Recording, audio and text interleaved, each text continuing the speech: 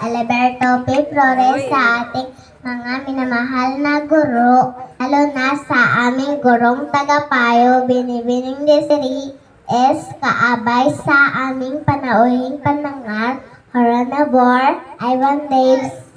Ringapor, sa mga magulang, mga bisita, mga kaibigan, at sa kapwa ko magsipagtapos, isang umagang kay ganda po sa ating lahat. Pinapasalamatan ko po unang-una sa lahat ang ating Panginoon na siyang nagbigay sa atin ng buhay, kalakasan, kalusugan, at kapayapaan, at katalinuhan. Ikalawa, sa ating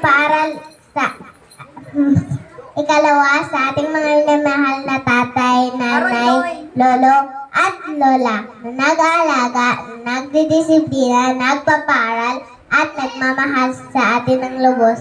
Ikatlo, sa ating paaralan at mga minamahal na guro na ginagawa ang lahat ng makakaya upang tayo maging isang kabataang Pilipino para sa matatag na kinabukasan ng bagong Pilipinas.